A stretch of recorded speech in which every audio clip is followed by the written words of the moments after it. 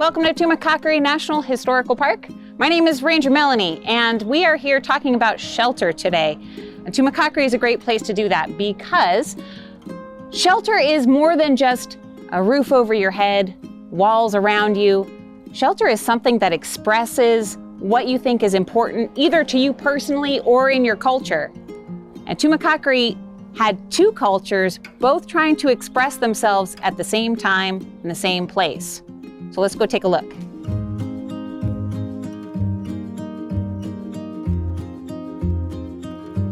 So by the time the Spanish get here, the O'odham had had thousands of years to develop their very own architectural tradition based on the materials that are readily available right here in the landscape. This building is a traditional O'odham dwelling called a murok ki. And most of us might assume that murok means mud, ki means house. Murok actually refers to the ocotillo stems. You can see them in the roof, but they're actually inside the wall too. The way this building is constructed is a method called wattle and daub. It is ancient, it is very effective. The ocotillo stems are actually planted live in the ground and then braced with mesquite logs, saguaro ribs, and then mud is actually pressed into the ocotillo, a little bit like paper mache.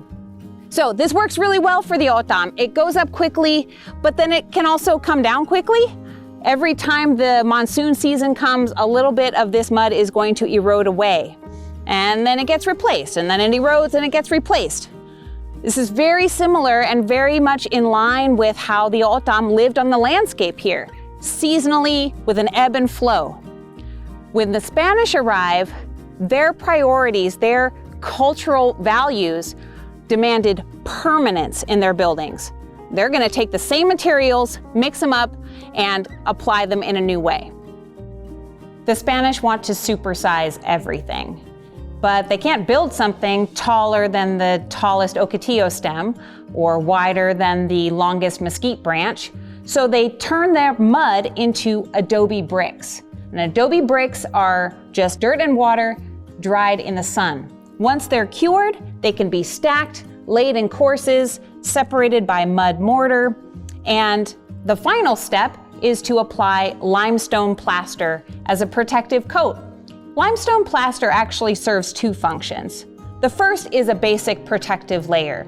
It's breathable, and yet it keeps the mud from the walls from eroding away with rain.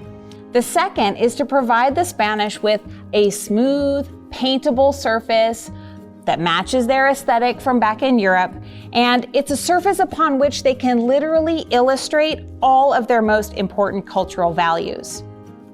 The sanctuary was considered the holiest part of the church, and fittingly, it got the most decorative attention. There's a domed adobe roof, there's paint covering every part of the wall, there's stencils of flowers, picture frames, and all kinds of geometric designs. There's little pictures of bells in the corners. And my favorite is a little instruction manual that was painted in the underside of the archway right above the steps. On one side is a little goblet and a bunch of grapes, and on the exact same spot on the other side, the top of a sheaf of wheat. And that tells everyone who's going to approach this space exactly what ritual they're about to do.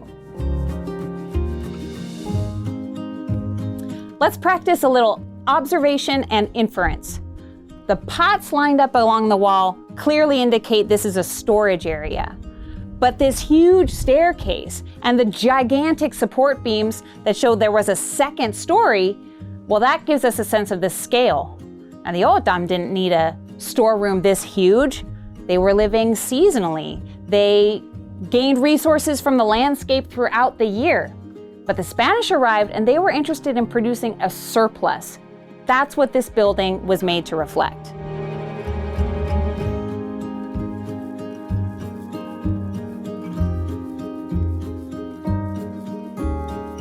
Not every shelter has to have a roof. Sometimes shelter is just like wrapping your arms around something, like a hug. And the walls of the cemetery wrap their arms around the lost loved ones of the mission community. At Tumacácori, where there are more than 500 burials that have been recorded, more than half of those are of children under the age of 5.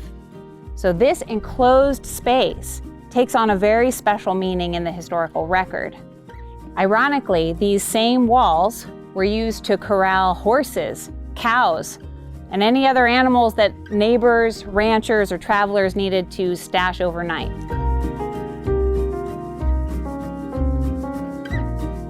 So clearly, shelter expresses culture, and Tumacácori National Historical Park was established to communicate a cultural story. So when the National Park Service decides to build a visitor center, they pull architectural details from all the other missions of northern Sonora. This courtyard garden, the arched arcade, the niches, the windows, the doors, they're all meant to prime the visitor to enter that historical period, that Spanish colonial cultural design aesthetic. We invite you to come visit Tumacácori National Historical Park anytime.